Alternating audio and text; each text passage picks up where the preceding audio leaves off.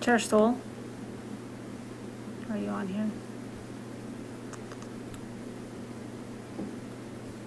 You ready to get going? Yeah, I think the only person that we're waiting for, I think, is Angel, but I'm not sure who. There's a Dorothy Rowland in the waiting room. So I think we can move All forward. right. And I will call the City of Milwaukee Budget Committee meeting to order. We'll start with introductions. I'm John Stahl, the chair of the committee.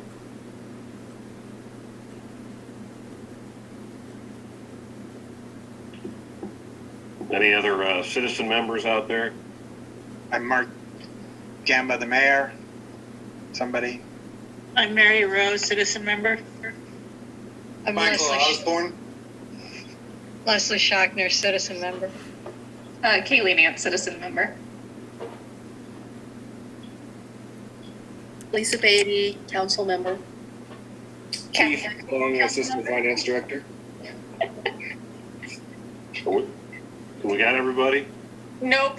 Kathy Heisey, council member, and I'll hand it over to Desi. Desi Nicodemus, council member. All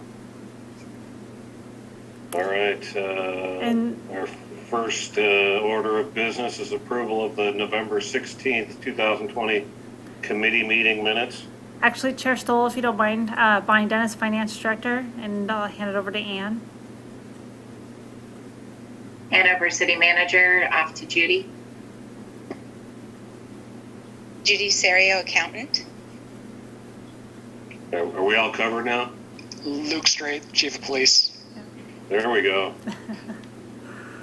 All right, we have the approval of the prior committee meeting minutes. I actually did have one change that we needed to make to the minutes. It looks like Callie Nance was both absent and present, so we just need to update the minutes to reflect that she was absent. Do I hear a motion to approve the amended minutes? I'll make a motion to approve the the minutes as amended. I'll second. Any discussion?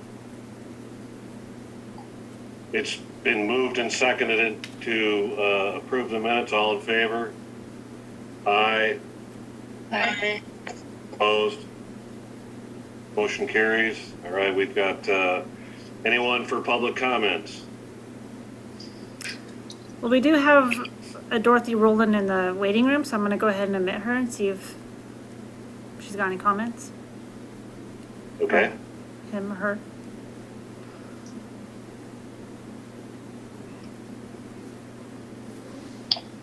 Okay.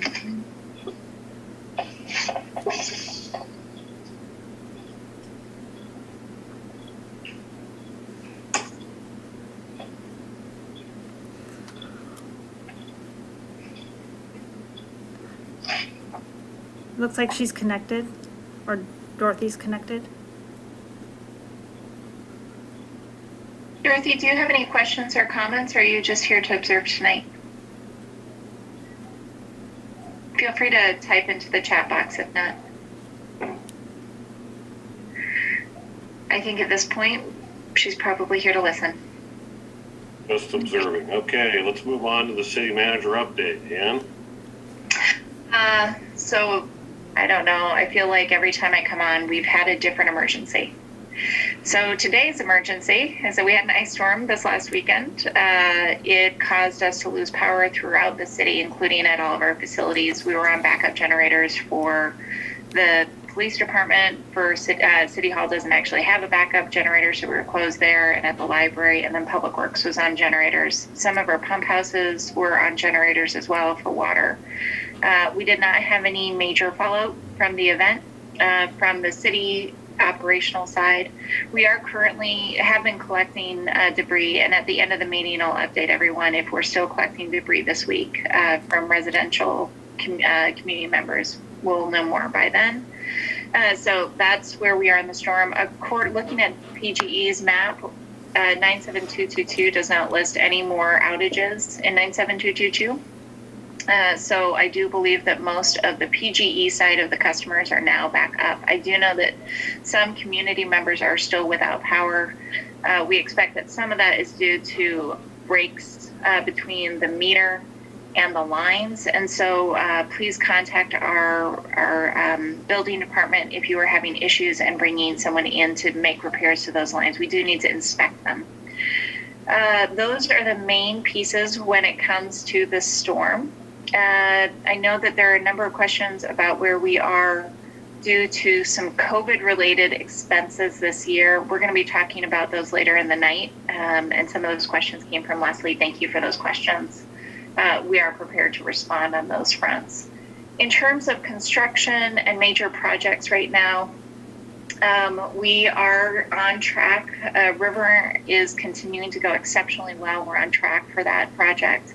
And we are getting great bids. Linwood is moving with our bid package. So we are expecting that the commitments we made during the last budget cycle around construction will come to fruition.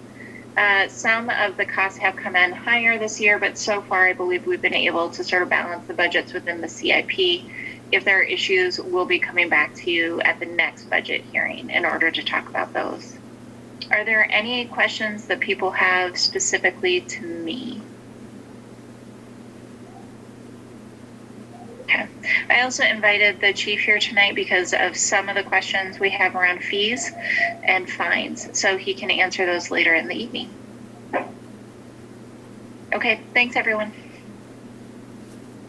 Thank you, Ann. Bonnie, we have an appointment of liaison to the audit committee. Is that correct? That's correct. We've had Mary Rowe. She's been the liaison for the past 2 years between the budget committee and the audit committee. Her appointment is up at the end of March, and so we just needed a nomination from everyone this evening on either reappointment or nominating another member. Mary's been an integral part for the audit committee, and so and if she would like to continue on, I definitely would welcome her, but wanted to open it up to everyone else. I will nominate Mary to continue in her role as liaison to the audit committee. Second. Mary, are you willing to? Yeah, Bonnie did ask me ahead of the meeting, so yes, I'm willing to do that. And thank you for the nomination in the second. Any additional discussion? Okay, it's been moved and seconded that Mary continue on as liaison to the audit committee. All in favor? Aye. Aye. Opposed? Motion carries. Next item, discussion items, budget transfers. Okay. I assume that's you, Bonnie. That is me. I will start off the conversation. We have a couple of budget transfers and some upcoming supplementals that will happen after the audit.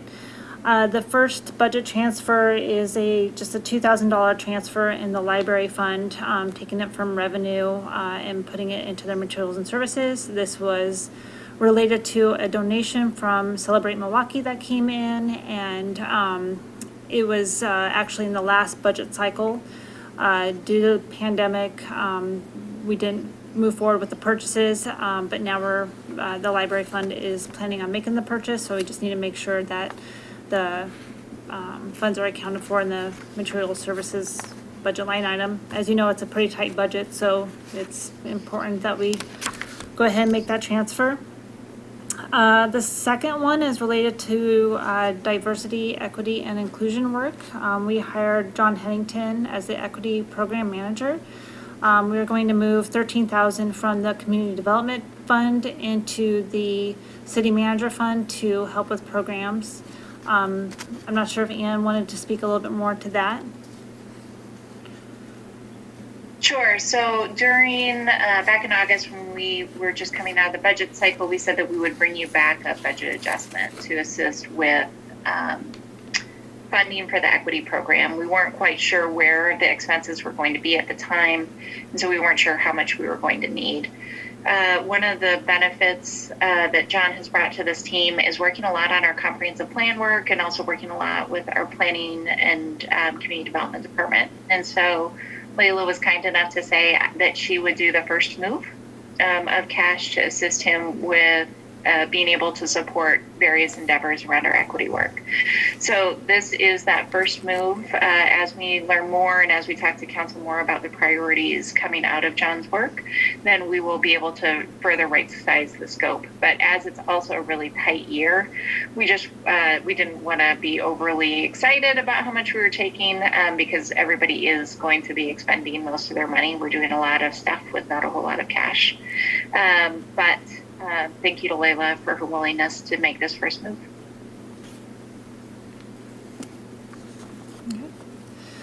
And then the last budget transfer that we will be making is a $25,000 transfer from the Stormwater Fund using excess revenues that we received. And that $25,000 is being pledged to for the Kellogg Creek Dam. And so the dam is currently serving no purpose. The $25,000 will be used towards fixing the dam. I might actually have to get Lisa involved in I it. think Lisa should probably do the overview. Go for it. The $25,000 is one piece of about $100,000 pie that will fund the hopefully last study needed for designing the channel from in what is currently the lake. So how the lake drains into a channel for that is at the right slope and velocity and everything else to enable fish passage. So our pledge was kind of the seed money, and the North Clackamas Watersheds Council pulled together the other $75,000, and so they are ready to launch the study and ready for us to pay our pledge. And this was discussed during the budget process. It was just late in the budget process. We didn't know exactly what the final scope would be for the project, and so we weren't sure where the funding would come from, which is why we're doing the budget adjustment now. Okay. The other items I wanted to speak to was the supplemental items for the Affordable Housing Fund and also related to the CARES Act. So these will be part of a supplemental budget that will happen this spring. It really is dependent upon the audit, mostly because of the CARES Act, not so much about the affordable housing, but if we're gonna do a supplemental budget, I was rolling it all into one as it'll require a public hearing. The Affordable Housing Fund is $122,000 that we received in a grant, and those are used towards business relief funds. We did distribute that out to about 40 businesses, ranging anywhere from $1,000 to $12,500. It was a grant that we received in, I think it was in July and October. And so we distribute that money out, and we just need to make sure for budget purposes that we account for that as an appropriation so that they don't go over budget in the fund. The CARES Act is something we've talked about many times, and it's definitely a lot more complex. Because of the CARES Act, we're being audited through the single audit. We're continuing on with that audit. We are expected to be done in mid to late March. We had to receive an extension because the auditors did not receive the guidance from the federal government until late December. More than likely, we'll probably meet back here in our April meeting before we actually do that supplemental. But in case we do get word sooner, I wanted to make sure to bring it up. When we do go through the audit, it really is dependent upon whether or not we can actually accept those funds. So the audit is, it's really quite comprehensive. They go through everything with a fine-tooth comb to make sure that the funds that we actually said are related to the CARES Act are allowable expenses. And so if the audit comes back and saying, yes, all those expenses that we did report are allowable, then the likelihood that the federal government is going to come back and audit us is pretty small. And so after discussing with our external auditors, once the audit is done and the expenses that we do are audited and considered allowable, then we can start recognizing those and then actually taking that revenue from the CARES Act to reimburse ourselves for some of those expenses. Can I ask, I mean, we're, you know, we may see another federal act, another stimulus relief bill.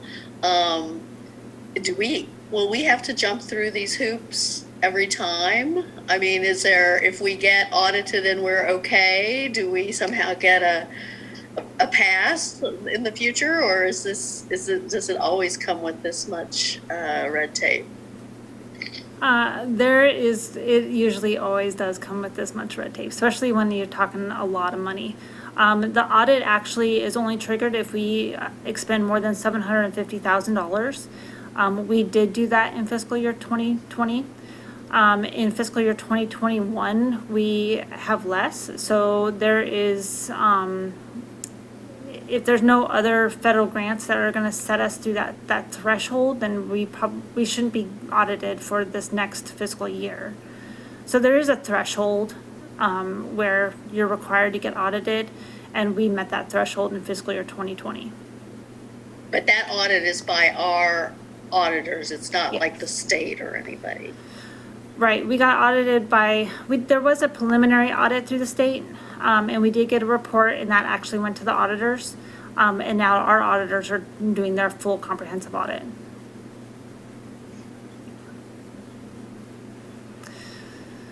So, to be continued, we're hoping to get more answers in the next month or so.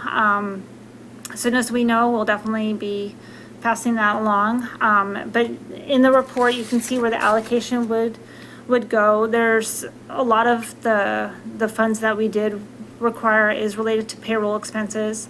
But there's a lot of other expenses in there. There's expenses related to the business relief grant. There's expenses related to personal protection equipment, and then there's also IT. So there's a gamut of expenses that we're being tested for that were related to the pandemic and the care and going through this in the last year that we've had to endure. And literally, these are expenses that the funds are dollars that you already approved during our last budget cycle. We moved those dollars in order to cover us as we were making decisions at the start of COVID or throughout COVID.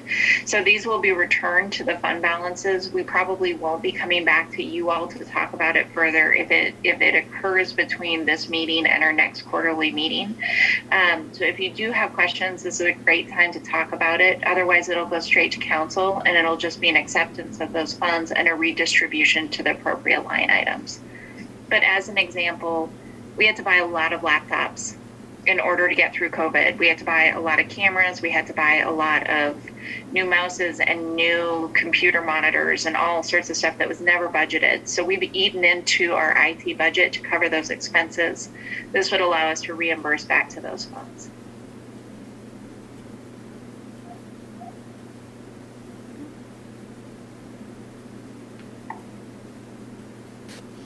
So your presentation was just for our information. We don't need to take any action. Right, no actions needed. Okay. Well, if we can move on, then we can start up with the discussion of the quarterly financial report. Okay. So this evening, I'm going to talk about the quarterly financial report as of the second quarter of the fiscal year 2021. And that is through December 31st. As we go through the report this evening, there was a lot of questions that I received. And so I'm going to try to capture those as I go through the report. And then if I missed anything, please let me know if you have more questions. But I'd like to start off with just addressing the statements for fiscal year 2020, as I mentioned before, are still being audited. So there are unaudited numbers in the report. And then hopefully by the next quarterly report, you'll get audited numbers. But at this time, we don't see any significant changes to the beginning fund balances. Overall, the fund balances at the end of the quarter for citywide received 11% increase, and that is mostly attributed to the property taxes that came in November. And then it's also related to some of the more CARES Act funding that we received. So I'd like to direct you to page 3 regarding the property taxes. So I got more questions related to the graph that we had discussed at the last quarterly report. So I wanted to discuss that a little bit more in detail again on the graph and just get some feedback. So the graph is a little bit confusing. There's a lot going on in this graph, and basically what it's trying to convey is that the property taxes that we receive does not cover all of the operating costs that we have for mainly the general fund. And so you compare that between the assessed value that the property taxes are based off of, and also the real market value, which is exponentially higher than the assessed value. You can see that they don't line up. So based off of feedback that Leslie had submitted earlier, I didn't have a chance to update the graph in here, but I do agree that there should be some kind of labeling between the two. But I'd like to just open it up to a conversation again about the graph and see if there's another way that we can present it, or if maybe we need to split it out and do different graphs. Since I actually spent a lot of time looking at this graph and thinking about how to present the information so it was clearer, I guess I would like to just address the things that I saw and that I think would help not just people that spend a lot of time looking at financial information, but really anybody looking at this graph. And so it seems to me that the first thing that I raised is the idea that there are two different measures here, but there's nothing on the graph itself that identifies which lines or which bars go against which amounts. And I think that just trying to figure out how you're supposed to read it makes it difficult to use. So I also think that the second label on the bottom where it talks about operating costs paid by property tax, when somebody reads that and looks at that, that is confusing also, because it's making the value statement that we are trying to see visually here, it's putting it into the graph itself. So if you don't mind, I was thinking that maybe I could just read the text that I had suggested that I think would help make the chart clearer. And then, if it's too wordy and nobody wants to think about it, that's fine. But at least my ideas are out there. The chart is, this chart is hard to read, in my opinion, for three reasons. First, it uses two different vertical axes, but it does not explain which axis applies to which set of data. Second, it adds a value statement to the property tax label, which is confusing. Third, the comparison to be made between increasing operating costs and property tax revenues needs to be made more directly and not buried just in a label. Using the label operating costs paid by property tax is confusing because the chart then sort of intuitively, visually implies that the city is overspending each year. And the actual reason for the chart is never called out. My suggestions are one, either with the labels or text to explain that the left axis applies to the lines of property value, that is real market value and assessed value. Likewise, the right axis is to be used to read the city's operating cost and property tax revenues, which are the bars on the chart. Second, the green bar needs to be labeled just operating costs. Third, the comparison and policy implications need to be called out in text, not buried in the chart. My sense is if this chart is made clearer with text such as I suggest, it could be used even as a standalone to demonstrate the case with regard to how revenues for services have been constrained by the Oregon 1990 budget limits. So here's my suggested text. This chart shows the relationship of the city's property values to its property tax revenue. The property tax is the city's largest source of funds to provide services. The blue and orange lines are to be read using the numbers along the left side of the chart. The blue line shows a sharp upward trend as property values in Milwaukee have increased. The orange line is basically flat, showing that although market values are increasing, the property value used to calculate the property tax is assessed, it's also basically flat. The brown and green bars on the chart are read using the numbers on the right side of the chart.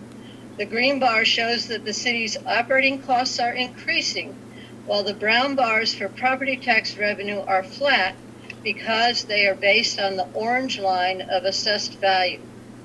The policy implication is that the city will continue to be constrained in its ability to offer even moderate services as long as property tax revenue is constrained by the current assessed value law. So I realize that's very wordy, but I think it gets at the essence of what people want from this chart. Since I was the one that asked for the additions to this chart, I concur. I think Leslie did a great job of sort of explaining the reason for it and helping somebody who's looking at it for the first time dissect why there are two vertical axes that don't necessarily relate to one another. So I think if we're going to keep it in one chart like this, that's a really good idea.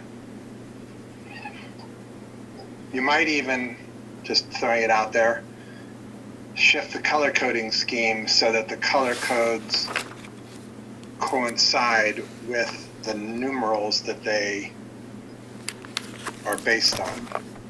In other words, the bars somehow color coded similarly to the right side of the chart and the lines color coded to the left side of the chart. That will help it visually be more obvious. But I think the explanation helps a ton.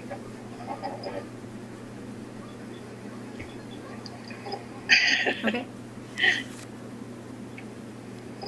Okay, I will work on those edits and we'll try to get that for the next quarterly. Is there any other comments on that?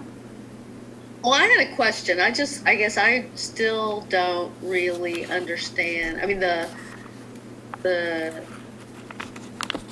still don't understand the relationship of the brown and the green line, the brown and the green bars. So the brown or red bar is tax income and the green bar is what our budget is. So it's everything else that goes, the difference between those two lines is everything else that's in our budget? No, so the brown is the property taxes. That's the revenue that we actually receive. The green bars are the operating costs within the general fund that get paid with the property taxes. So the operating costs are much higher than the actual property taxes that we receive. So it's not really based off of current numbers, budget numbers per se as an actuals. It's more of it's just a illustration that our operating costs are just much higher than the actual property taxes that we're receiving from the citizens. I wonder if a way to make this less confusing and also more informative, but it also makes it more complex, is to then put other little bars of color that get you up to the operating expense that say right-of-way fees, parking tickets. I don't know where all of our various income. I think that would detract from the impact of what you're trying to show. The the green bars are the operating costs that are eligible to be paid by property taxes, but we're not anywhere close to paying them all with property taxes. But if you start putting all those other bars in there, you're confusing the point you're trying to make about property taxes per se as being flat. That's my opinion. So Leslie, the way you worded it is exactly what I wanted to point out is, to me, what's confusing about this chart is you've got that brown line that's property taxes and the green is more than the brown, but it says operating costs paid by property tax. Right. So And how can you implies we're out of balance. Right. Right. And so Right. if you say operating costs eligible to be paid by property tax, then that shows that we aren't meeting that need. And I would just caution about putting, I think a little bit more explanation and clarifying that those aren't paid by property tax, but be eligible to it or something. But I would just caution about putting anything more in this chart. It's already too complex. Right. It might actually be best to just separate it out into two charts and tell a story between the two charts. Okay. Okay. That's great comments. We'll take another run at it. Okay, thank you. There was a question that came through from Elvis Clark about urban renewal impact on the graph of property taxes, if at all. Actually, urban renewal is not part of this graph because it is completely a separate taxing entity. This is really just covering the general fund property taxes, which is actually probably something that could be also pointed out in the graph, is that this is really mainly just general fund. So, okay. Okay, good comments. I will work through that and then we'll move on to the next topic of property tax. If you want to go to the general fund on page 7, there was a question about property taxes and how is the property taxes calculated for in the budget process. So again, this came from Leslie, so if I'm not answering your question, let me know. But basically, property taxes in the calculation, we first start the estimates by getting an estimate from the county. We get that estimate that comes in, and then we also take into account the collection rate, the receivable rate, and then we compile that information. We take out the debt service portion because that's a different type of calculation. But we take those from those rates and we look at it from the taxing for each taxing district area for Milwaukee. And then it's a big long spreadsheet and it comes through, and then finally we look at and we also look at Multnomah County as well, because we have both Clackamas and Multnomah County. So the actual estimation of the revenues that come in for property taxes is quite a big lengthy calculation. And so this I think came up because of the library fund. So I'm going to address this now with the library fund ahead of getting to it later. But the library fund property taxes is actually based off of general fund. So the library fund, so let me back up. So property taxes are not specific for library fund. That's what the district levy is for. So the property taxes are actually being allocated over to the library fund in order to make the library fund whole. So during the budget process, we had set that up so that the library fund gets the amount of taxes that they need so that they can operate. And so we did not take the over revenue that we received, which is about $18,000, and reallocate that out to the library fund. They got what they received through the budget process. So that's how we've set up the library fund to get the property tax allocation. Does that make sense? Right? So that's why Does that it's help? always exactly 100%. Yes. Is that what you're saying? Yes. Yeah. Yeah. Right. They basically have a set amount based on that initial calculation, and they get their budgeted amount every quarter or whatever, or whenever the revenues come in. Right. Yeah, okay. I got it. Okay. Okay, so that's how property taxes are calculated and how they work. If there's no more questions on property taxes, I'm going to move on over to French. I do. I'm just curious, as I recall you, when we were going into the budget, because COVID had already hit, you guys kind of made a conservative estimate of property taxes, and that's, we're doing well on that estimate. Yeah. Yeah. Okay. I do have another question. So when the property tax is allocated to the debt service fund, why is that lower than the amount that was in the budget for that? Right, so the debt service fund property taxes are calculated based off of the actual debt. So the debt service has GO bonds. Oh, okay. So it's just based off of the principal and interest. Okay, that was what I was looking for. Why were those variances? Okay, thank you. Yeah. Okay. Okay, so I think there's another question that came through from Elvis on property taxes for the general fund being reduced by the urban renewal. I'm not really sure I understand what the question is, so I'm hoping that Elvis can actually maybe email me at some other point or respond. But I'm going to talk about the urban renewal a little bit later in the presentation. Franchise fees. So there was a question that came up regarding the $700,000 in the franchise fee. So I'm actually going to turn this over to Keith McClung to discuss that a little bit more.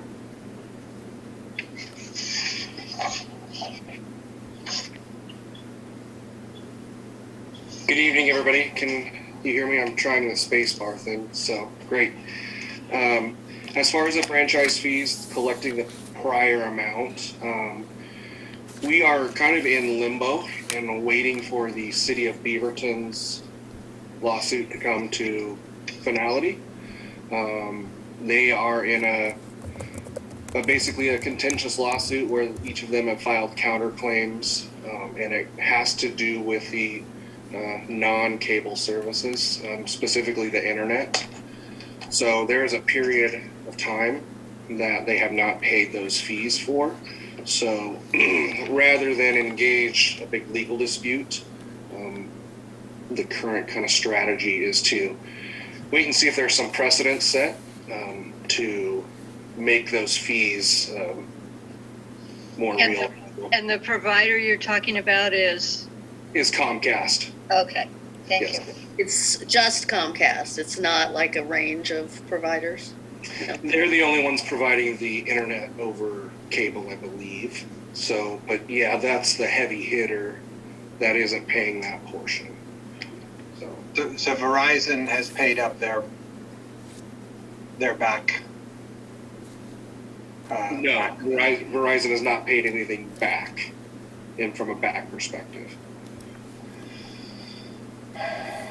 And the suit, I mean, those suits can go on forever, but I mean, do we have any? I guess I didn't. This is the first I heard that Beaverton was suing. I guess it's Beaverton suing to collect. No, other way around. Comcast initially sued. Okay. City of Beaver countersued. I believe that was in September of 2020. But I don't think anything's happened in the last 4 to 5 months. Yeah, no, those things will probably take a while. Is there any interest in other cities, ours included, sort of somehow joining with Beaverton in this effort, or we're just kind of waiting, just going to play a wait and see game? Yes, that's a great question, Lisa. I think some of the strategy that I've gathered is we don't want to be a target of Comcast in a sense, but at the same time, we all have that vested interest. But to answer your question, no, there isn't any sort of alliance, if you will. We do obviously work through the League of Oregon Cities and are part of that organization. And they're obviously vested in this outcome. So, And that OATOA group, or whatever they're called, they're not part of the lawsuit? I don't believe they're part of the lawsuit, but again, they're definitely an advocate for, the cities and all of its members. But no, I don't. I think it's just the city of Beaverton named in the lawsuit. I mean, they could enter as an amicus. They could enter as a friend of the court, Are we charging fees and interest on that amount? We will be when it comes to that, but we haven't issued an invoice with those fees and interest. But it will be assessed based on, if it does come to that.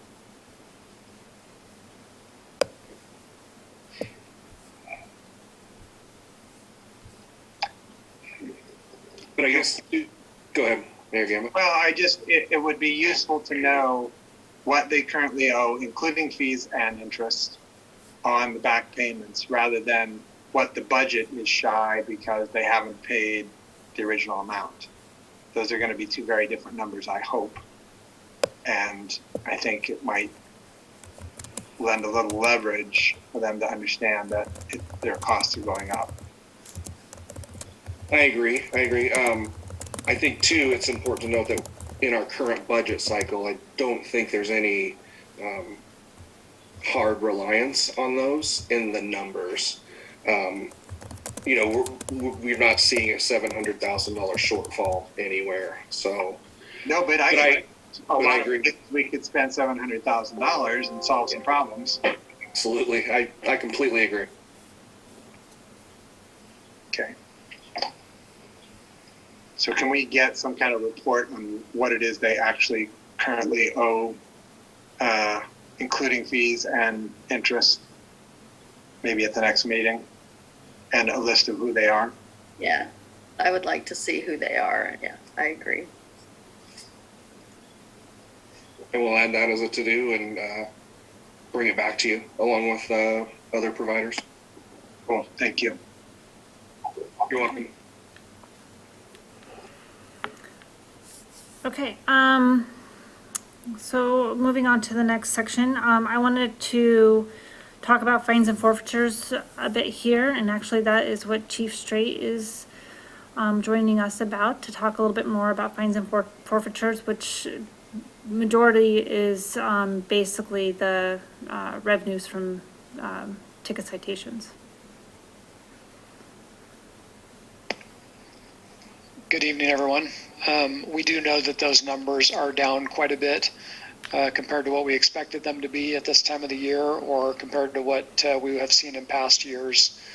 As you folks all know, we're just about almost exactly 1 year into the arrival of COVID in Oregon, and the city has made a lot of different adjustments related to how to manage a pandemic. And as it relates to police, that did involve prioritizing any optional contacts we're making, and refocusing on those contacts that either were mandatory, they were not optional, or they were higher priority because of the sort of the level of safety concern that would lead to that contact.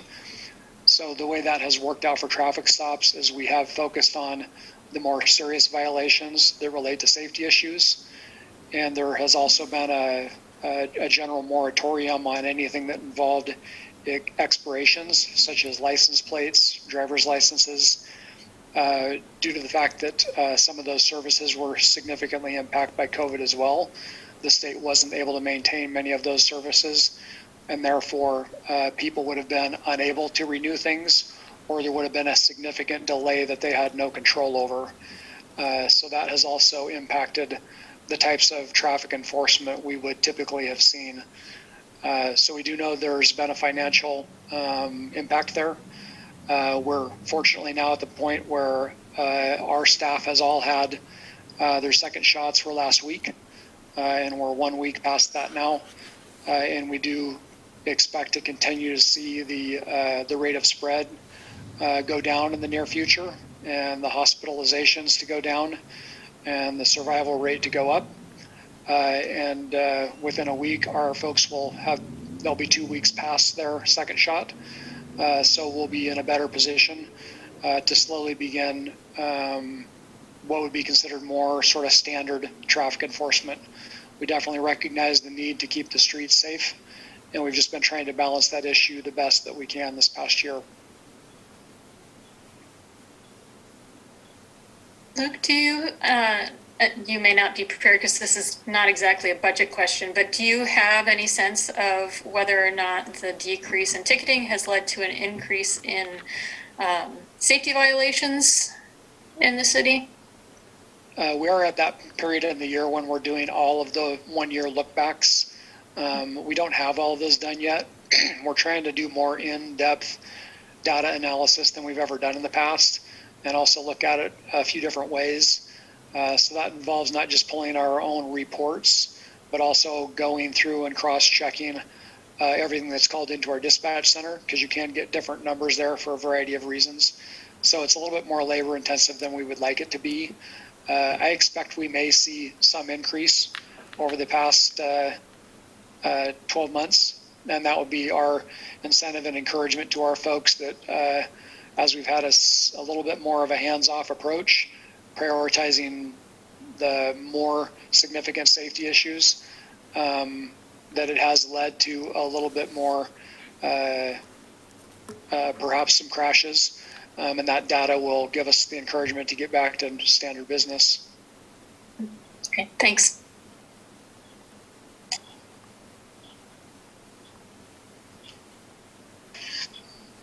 Patty, also, when you were talking about the $700,000 franchise fee differential, what page was that on? That's on, it's actually page 7 related to the general fund franchise fees, but we actually don't have, you actually don't see that. Perfect. I just wanted to make sure everybody had, I'm guessing that Lisa actually calculated it. Is that correct? No, it's in the preliminary stuff or something. It's somewhere in here. It's not in the charts, but it's somewhere. Thank you. If you find it, Lisa, and you want to post it in the chat just for people who are watching, that'd be helpful. Thank you. Thank you. Okay. Is there any other questions for Chief Straight before we let him go for the evening? I know there was one question that came up on the expense side for the police department related to some legal work. I don't know if either Ann or Chief Straight want to talk a little bit more about that. I'd love to. So for the last month and a half, the chief and I have been meeting with community members, with BIPOC community members, to look at our police policies and our collective bargaining agreement. We have utilized our HR, our labor attorney, in those discussions, as well as in the preparation for those meetings. Stephen Schubeck is our labor attorney. He actually went through and looked through all of our existing policies, well, through 17 of our existing policies out of Lexipol, and found ways to make them more equitable and made sure that the language was more transparent to the community before we went into those community meetings with our BIPOC community. So I actually was pleased that it wasn't more money, surprisingly, because those are very dated policies and took some significant work. So I really appreciated the partnership with Stephen Schubeck and all the time and effort that he, Luke, Gary, and John all put into that process. Oh, and definitely the community members, they were amazing. The policies you're talking about are specific to PD or they are the diversity. Oh, okay, perfect. So these are things like our use of force policies, our handcuffing policies, our search and seizure policies, our what else? Discipline. We have a list of them that'll be in the staff report for the March 2nd meeting if anybody wants more details, but there were 17 policies that we reviewed, as well as then the collective bargaining agreement. Thank you. Absolutely. Okay. All right. Well, thank you, Luke, for attending this evening, and with that we'll continue on. Thanks all. So, one thing that I did neglect to tell you all about for the property taxes, I am actually working with, Danette. She is from the State Revenues Office, and, some of you may have remembered her from last year. I think it was last year, or maybe the year before that. She actually came out and did a full presentation for us on property taxes. I am hoping that the next meeting that we have, her come out to do another presentation that can also help answer several of the other questions that come up. Okay, so, license and permits. I wanted to point out that we are also, receiving less revenue in license and permits as well than we expected in the budget process. One of the questions did come up regarding what those were, in relation to, basically alcohol and as well as, the marijuana taxes. So the license and permits line item includes things, like liquor permits. It includes, business registration permits. It includes, several other permits, but those are the biggest ones. It also includes the marijuana. Sorry, I think, marijuana is actually in intergovernmental. So it's really actually just the liquor permits. So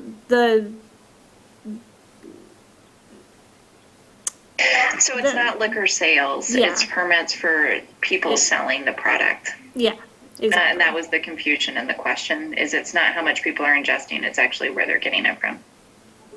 Yeah. And whether or not companies are selling it or it's coming through a liquor store. Yeah, thank you. So, yeah, but the liquor revenue in general is down because, most of the liquor comes through for restaurants and bars and events, and none of that's happening. So a lot of the revenue sales, even though a lot of people are still buying at the liquor stores or at the grocery store, revenue in total, for liquor is gonna be down until restaurants, bars, weddings, and all the fun events that we used to have are up and running. So we don't get I thought we got, just the way we get a state gas tax, we get a percentage of state gas tax, we get a percentage of state liquor. I remember seeing reports on liquor, cigarettes, and tobacco and alcohol, right? We do, and that actually comes in as intergovernmental. So Okay. that's in that intergovernmental line item.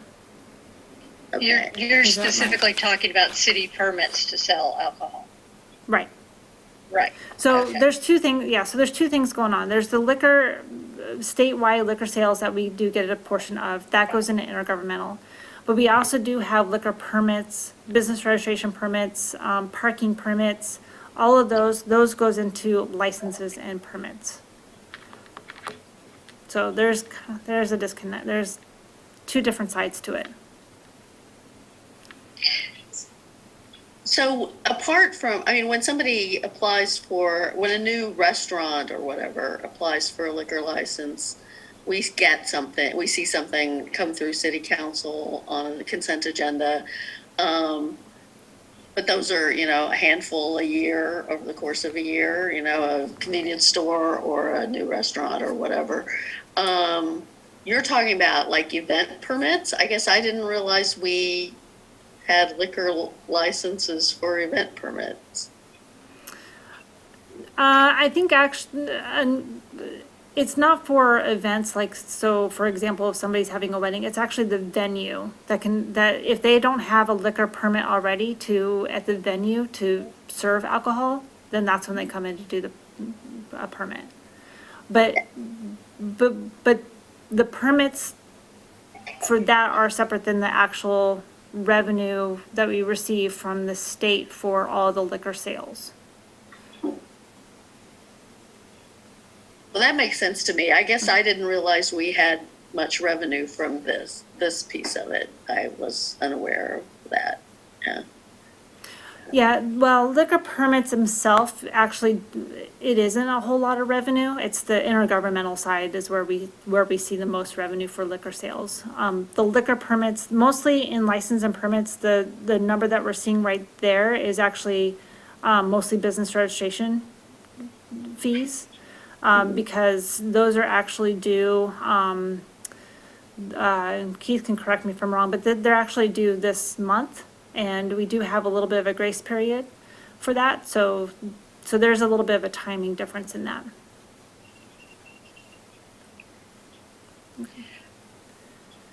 And so going back to the intergovernmental, the alcohol and the marijuana and the tobacco, are they coming in at levels we anticipated, or has there been a drop off in those? Marijuana and tobacco are at what we anticipated.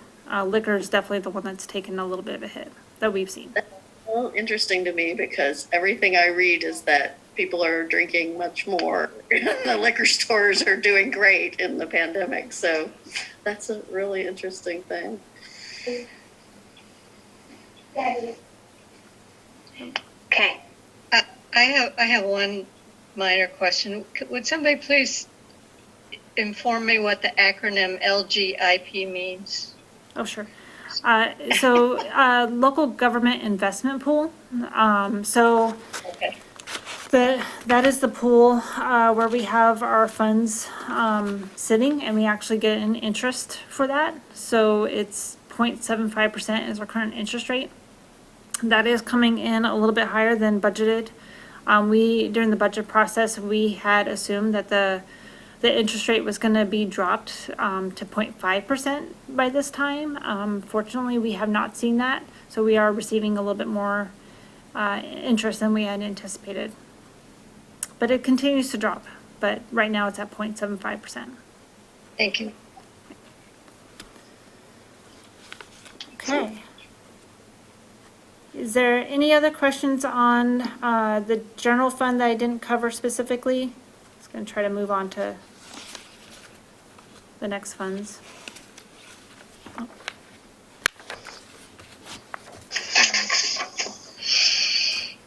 Okay, so the City Hall Fund, it's coming in right on track.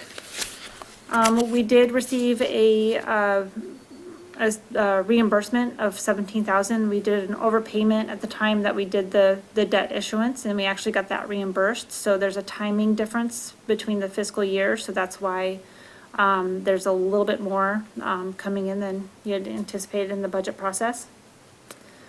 Other than that, there's not much more to really share on the City Hall Fund.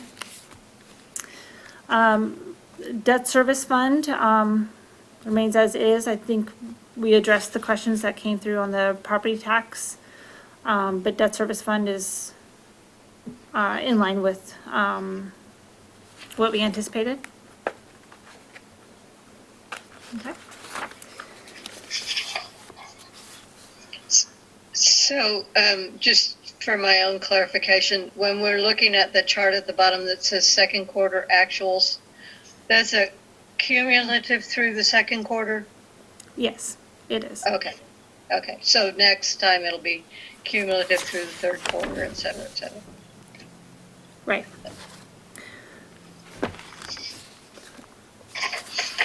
Okay, so building fund, the fund is actually, have seen some increased charges in new residential and commercial developments, which is why you see the fees and charges are doing exceptionally well in the building fund. We're at 214,000 over budget. Outside of that, there's just been lower anticipated contractual inspections by the county, so that has gone us a little bit under budget on the materials and services side. But other than that, we are on track within the building fund. So Bonnie, we have a compliance function. Is there any way you can put that in the building fund? What do you mean exactly by compliance function? I believe it's out of the police department, but it's like, code compliance, that kind of stuff. I'd have to actually look into that. I don't believe that it has a relationship between code enforcement and the building fund according to the state code, but that is a good question. So I will add that to the to-do list to bring back for next time. Just to stop up some of that extra revenue. Yeah. some of what Tim does is related to building, and building permits. I don't know what a percentage of his caseload that is, but we obviously see him when he's got some unsafe buildings and those kind of things. So, I mean, there may be some ability to, it seems to me there could be some logic to funding some code enforcement from this extra Okay. income here. Okay, great. Good question. I'll look and see what we can find. Okay. Okay, moving on over to the, page 13 is the Affordable Housing Fund. We've already really discussed the Affordable Housing Fund here, the 122,000 and the business relief grants. We'll do, the budget supplemental. Go ahead, Ann. So this is something I haven't really recognized before, but we call it the Affordable Housing Fund. It's actually the Construction Excise Tax Fund. Is that correct? Yeah. It okay. is. So one of the reasons that I'm saying that on air is that some individuals will hear that we gave money to a business fund balance or function, and that this is coming out of our Affordable Housing Fund, and it actually doesn't match up. So I just wanted to make sure people understand that it's a Construction Excise Tax Fund that we were allowed to execute on new construction. A couple years ago, council adopted that as an option. And the way that the funds get divvied up are directed to different uses. In one case, it was actually for small business, and we were able to utilize some of these funds to help our small businesses who are struggling in COVID. Those dollars were then reimbursed or will be reimbursed through the CARES Act money. I just didn't want people to think that we were taking money out of affordable housing and putting it into small business. Thanks. We may actually want to change that title, Bonnie. It doesn't make a ton of sense, but I can work on that with you at before the next meeting. Or footnote or something, yeah. We can definitely add a footnote. In order to change the whole fund name, it'd have to be done through a much larger process, probably through the budget process. And we can do that through the next budget process. We can footnote it in the quarterlies until then. That works. Okay. Thank you. Okay. Okay, the next fund is the library fund, on page 14. Let's see. As you can see, fines here are also, have a shortfall, as we're not collecting fines, about 17,000. Outside of that, the expenditures are, under budget. A lot of that is attributed to the, on-call, personnel services. With the library closed, we don't have a whole lot of on-call librarians that are coming in or temporary help. I think that's all on the library fund unless I missed a question.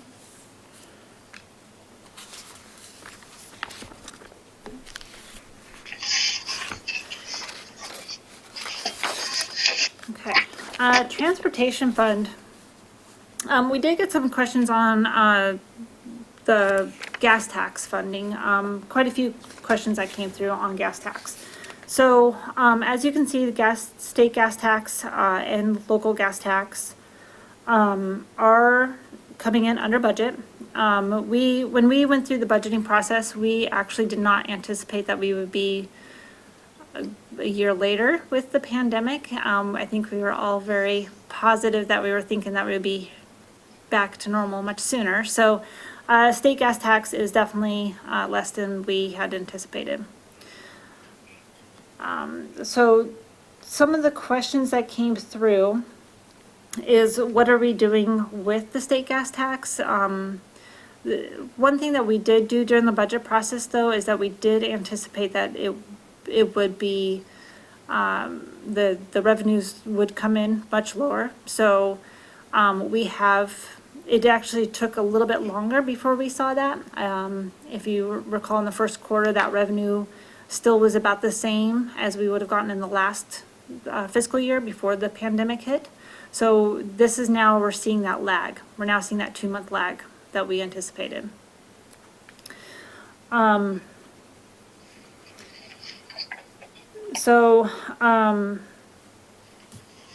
Leslie, I think you had a question on the state gas tax. I did. My question was sort of looking forward.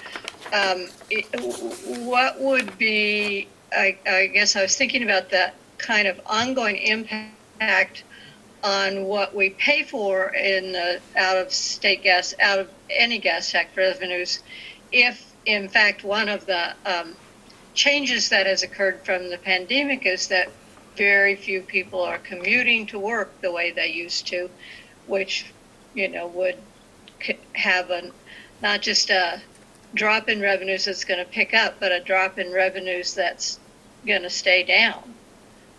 And what that would be in terms of the implications of our programs, I guess.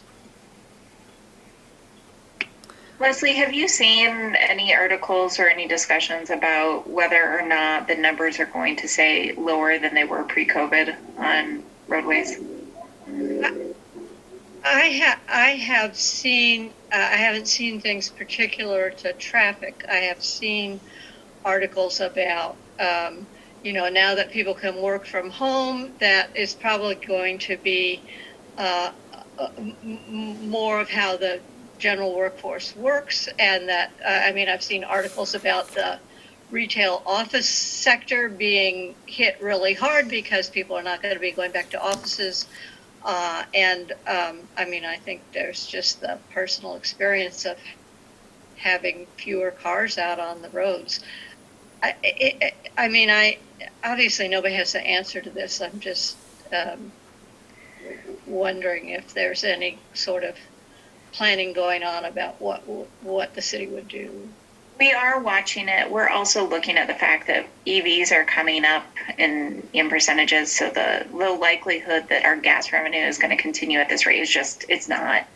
I think that's actually why vehicle registration fees have been such a hot topic of late, and other ways of collecting some sort of money around the vehicle, not how they're fueled. And I do expect in the coming years there will be a shift that'll happen. I can't guarantee that. I just expect it. So I would love to tell you we have an answer to your question. The mayor or Councillor Heisey may. They've been more involved in the JPACT and C4 discussions than I have. But for right now,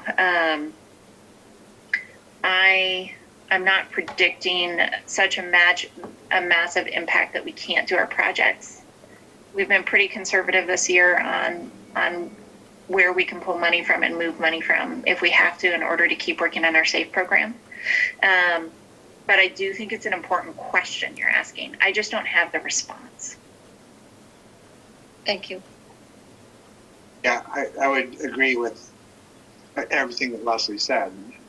The indications are likely, I know for a fact there's a couple of businesses that friends work for that have gotten rid of their commercial office space in downtown Portland, and everybody is going remote. I think that's actually how we lost John Henry Burns to the planning commission. His firm went that way, and there's several that have. So I do suspect we're going to see a drop in commuters, therefore a drop in gas tax. We are also seeing it because of the EVs. I suspect that is likely to fix itself sooner. I suspect the state will finally get a clue and do the vehicle miles traveled system that they've been testing for 5 years now. So we should assume that, but I would imagine we're going to see a drop pretty significant. And I haven't seen anything about this recently, but I do remember a couple of months ago seeing news articles that said that our traffic had actually returned to about 90% of pre-COVID numbers, but it was distributed differently. So you didn't have rush hour looking quite the same, but it was really just a 10% drop in overall traffic. Now, what that means for how far people were driving, I don't know what those impacts were. So it's entirely possible that, they're taking kids to school or something, well, I guess that's not possible right now, but you know what I mean? They might be driving someplace that isn't work, even though they're no longer driving to work. So, it doesn't map is what I'm trying to say. It could well be that even though it's only 10% of a decrease, that it adds up to more than that in terms of a reduction in our gas tax. Also, that study might have been done before the second shutdown.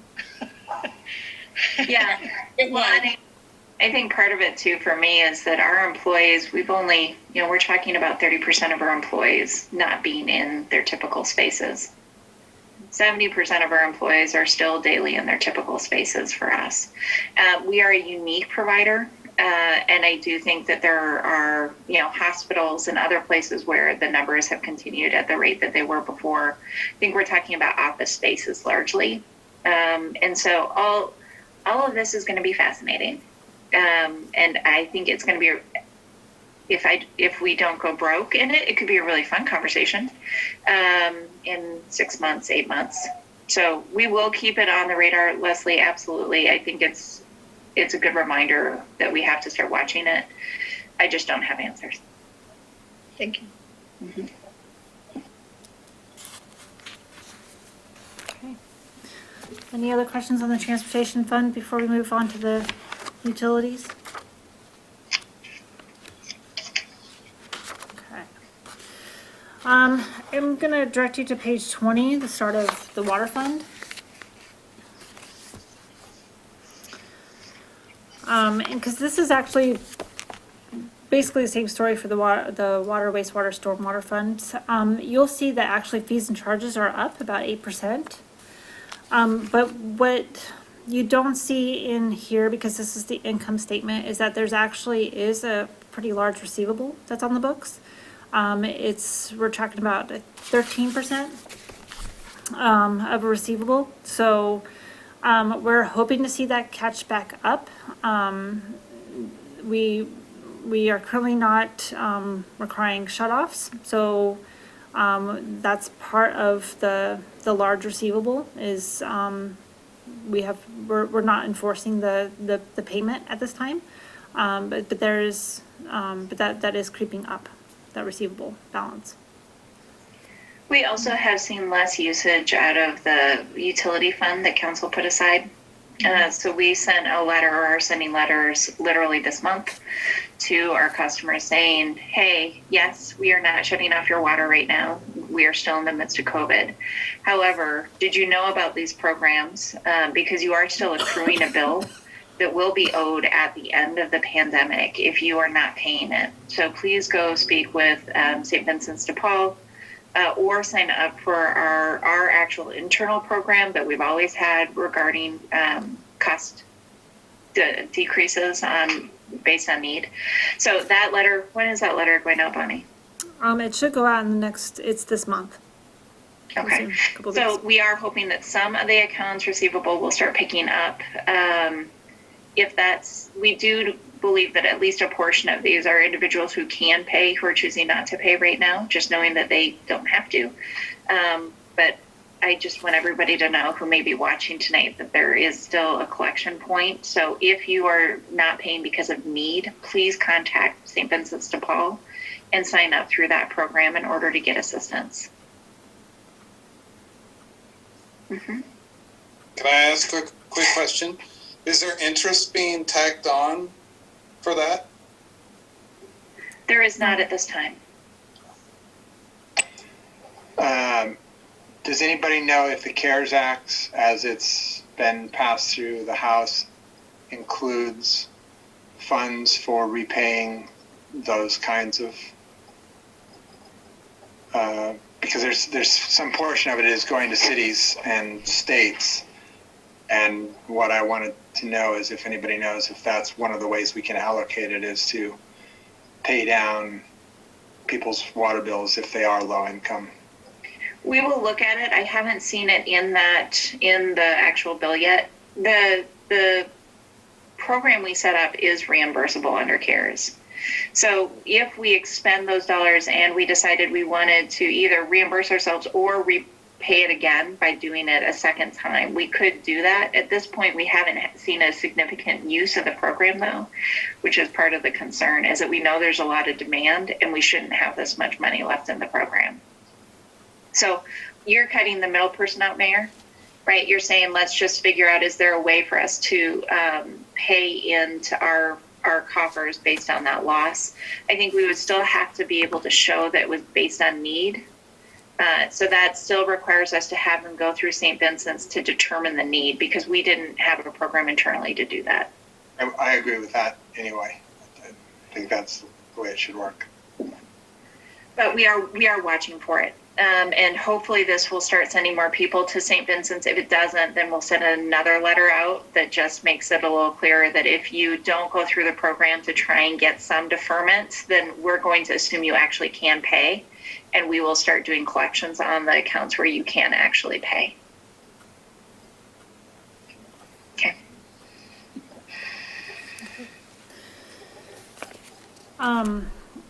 The last question that I did get from the utility funds too was regarding the obligated funds section. There's under that table down below the main financial table, you'll see that there's some negative numbers in there. So what that is that it's in this table, it's actually showing what the funds are being used above what the project was supposed to be.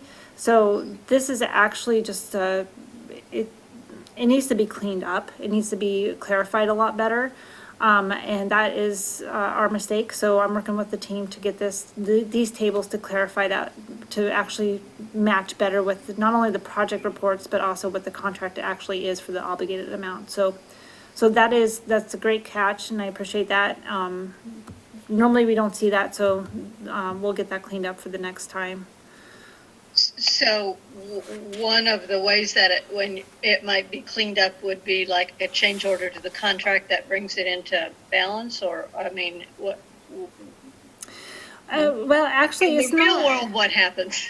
Yeah, well, it's actually, so that's where this is misleading. It's actually not an overage on the contract. If it was an overage on the contract, yeah, there'll be change orders and it would have to go through the procurement process to make sure that we're following the correct regulations. This actually shows that it's, and as we can see in the capital project, the CIP, is that this McBride Avenue is actually coming in above the project.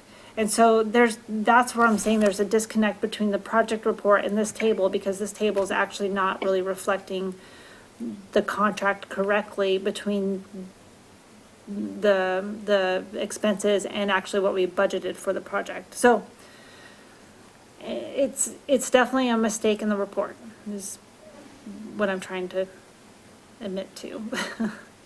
So, yeah. I hear that. I just don't understand what the mistake consists of. Does it mean that McBride Avenue has expended more than it was? You're saying it's not over the contract amount, so where does this number come from? It's more than what was budgeted for the project. Okay. Which you will actually, you will see that in the project detail in the back of the report. And so does the city have some process where, like, once a year they go in and readjust all those capital project accounts based on the ones that were under and the ones that were over? Well, actually, we have a really great process now where we have, we do charters. So there's a group of us that get together and we talk about the project specifically. And then those projects, whatever it is within that project, if there needs to be more funds allocated to it because the contractor came in higher than what it should have, then the engineering team, and the finance team, we work together to try to find those funds to make sure that we can actually do the project. So Leslie, I think that the way this works is, and Bonnie, please correct me if I'm wrong, but we receive a set allocation from the budget committee and from the council to do our construction projects as outlined. We give you a list, we talk about what they're going to be.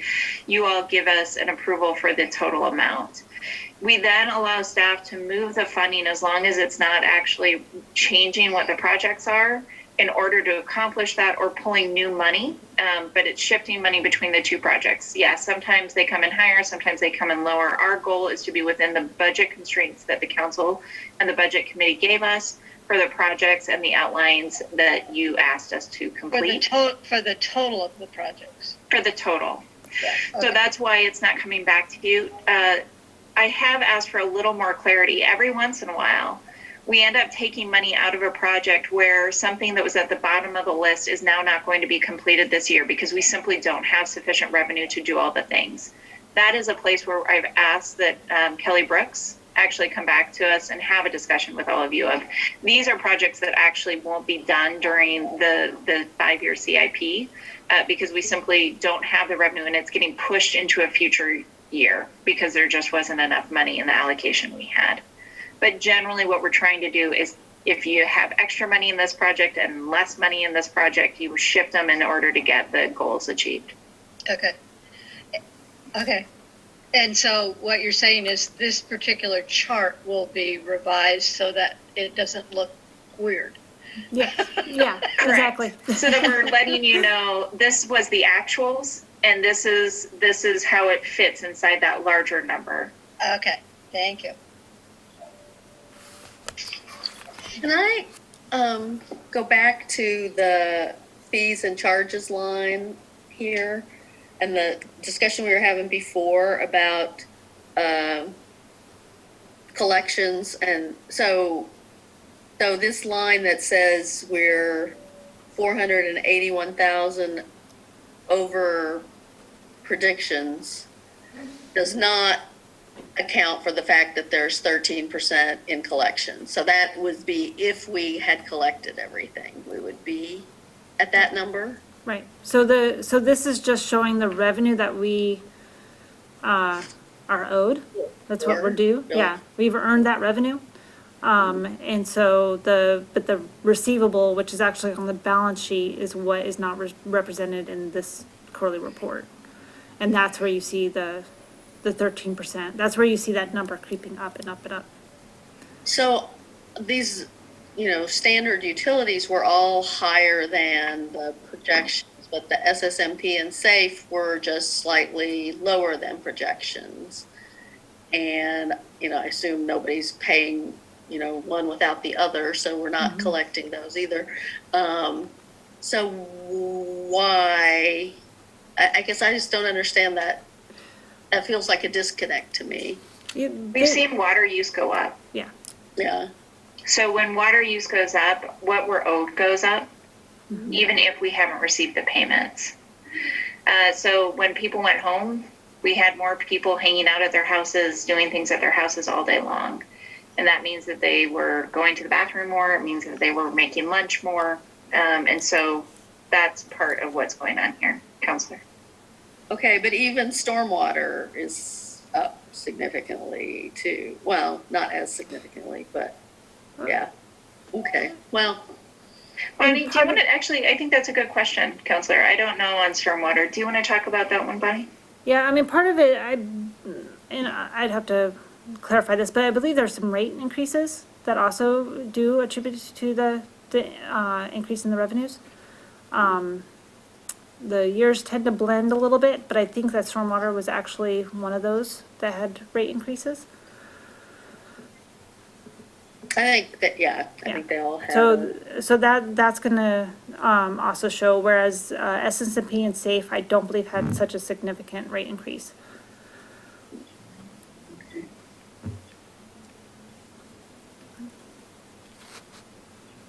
Thank you. Okay, let's see, the last of the report, is the SDC funds. I don't have anything really to report there unless somebody had any questions. And then I wanted to touch on the URA fund, the Milwaukee Redevelopment District Fund. You will see, quite a high, amount of revenue coming in for property taxes. This is an area where our budget projections didn't quite align with actuals. We didn't take into account some of the increase in development in the urban renewal when we did the projections. So that is why we're seeing this higher dollar amount in the property taxes. So hopefully this is good news that we didn't project correctly. But yeah, it happens. So. We can't hear you, Counselor. You mean like Axle Tree? I mean, like, Yes. okay. Yeah. I mean, I think I was on that committee and when we were coming up with the urban renewal plan and, we definitely anticipated, redevelopments like that, but maybe not as quickly as that one came on. Well, and Counselor, we also had the vertical housing tax credit, and so I think we also just misaligned how much the tax credit would actually take out of our value that we saw come into the city. So I think that was part of it too. For the commercial zone, basically, and for the hallways and the other pieces that aren't tax exempt. Right. So what you're saying is the vertical housing tax credit didn't take as much out of the revenues as you expected?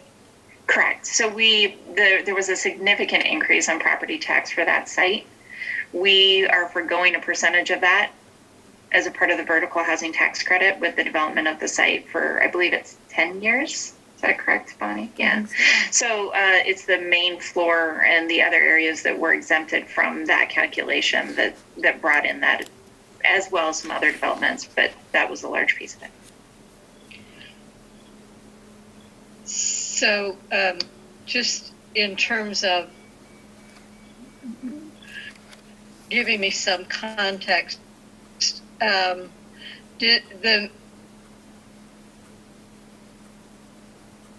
Sorry, Leslie, we can't hear you. These funds that come into what is the time period that they come in here? Oh, sorry. No, that's Can't hear okay. me? Would you repeat my internet question? connection is unstable. Try it one more time. Yes. I'm just wondering I apologize that my internet connection is unstable is what my computer just told me. The program itself is set up so that the taxes go into the urban renewal district for what period of time? And then after that period of time, do they go back into the regular general fund? That's my question. Yes. Okay. So the urban renewal, it could be extended as a zone if we wanted it to be after we had made investments into the district. But there is a point where the area would be outside of a district if it wasn't renewed. So if say Axle Tree is in the urban renewal district and its funds come into this, its property tax revenues come into this fund, if the district is renewed, even though that building is now, say, 20 years old, do the taxes always come into this fund, or is there some point in time at which they go back into the general fund? At which point you would reset, I guess is what you're saying. Is there a point where you reset the calculation so that it's a new layer, a new level at which we're counting our base? So it's no longer as low as it was originally. I am not sure. I believe that could be done either way at the time that we recreated the district at a future date, but I'm going to have to defer to Bonnie. That is a question I'm going to have to look up, make sure I get the right answer for you. So we'll bring that one back. Okay, thank you. That's a good question. Okay.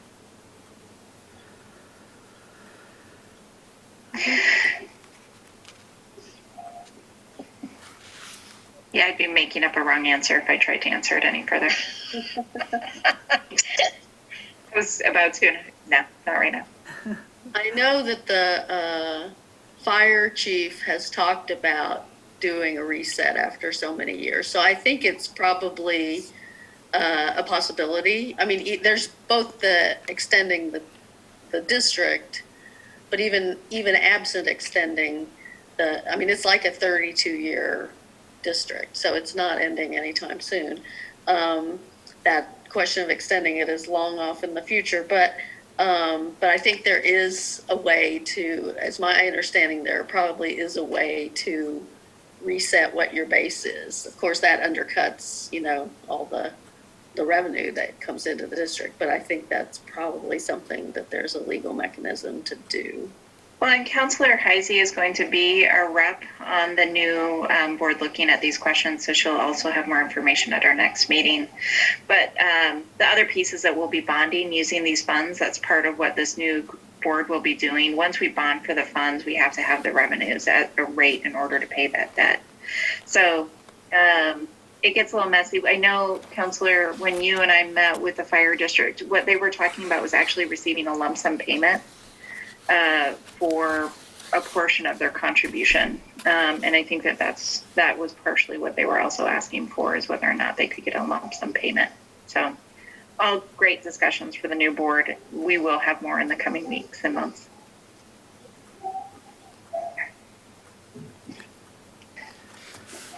Anything else, Bonnie, then, or do you want to finish up the report?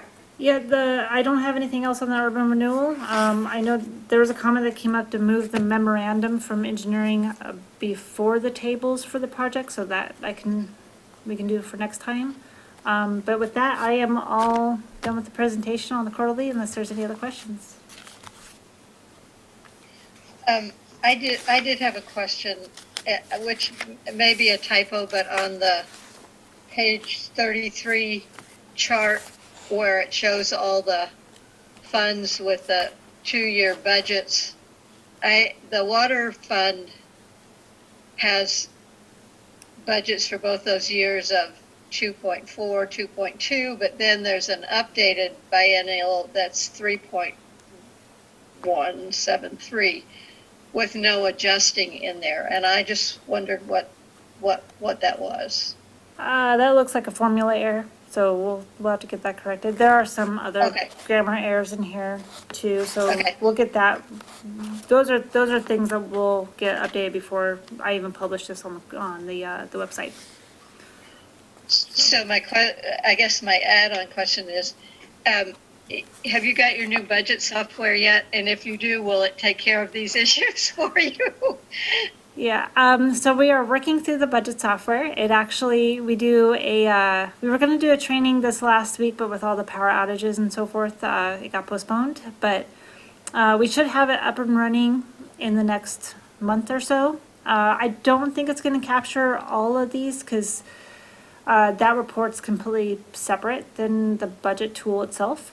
So unfortunately, there is going to still be some Excel work, but as we get used to the program and get more familiar with it, I'm hoping that we can start incorporating some of these other tables and get them to fix these errors. So it's the interconnections that have the. What is the new budget software? It's OpenGov. Yeah, we did and we can do a brief overview for you all at a future meeting if you're interested in seeing how it plays a little bit. Yeah. By the way, Leslie, I don't need any more software. I have you. And every meeting you are amazing and you find all the things and I really appreciate it. So please keep doing it. Mm-hmm. You're amazing. Hopefully more of this will get caught in the software. So I'm not actually giving us an excuse to get out of this. We need to fix some of these things, but I really deeply appreciate you catching them. And I deeply appreciate you making sure that the report that we post is better than the one we bring to you to start. So thank you very much.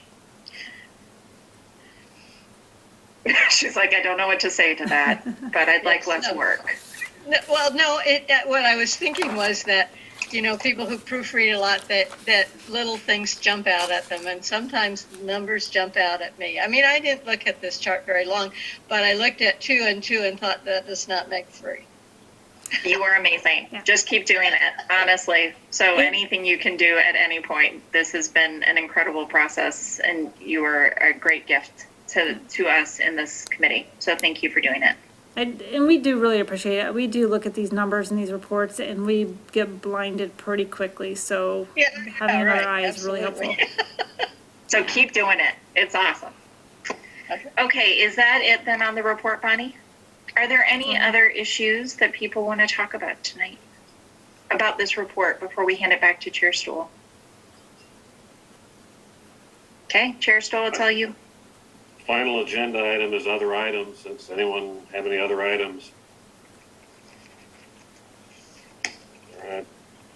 I would like to thank the finance director, Bonnie, and the city manager, Ann, and as well as participants of the committee who had such brilliant insight during this meeting.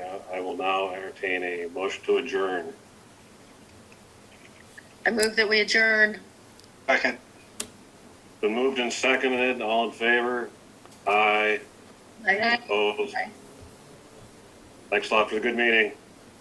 Thank you, everyone. Thanks. Bye.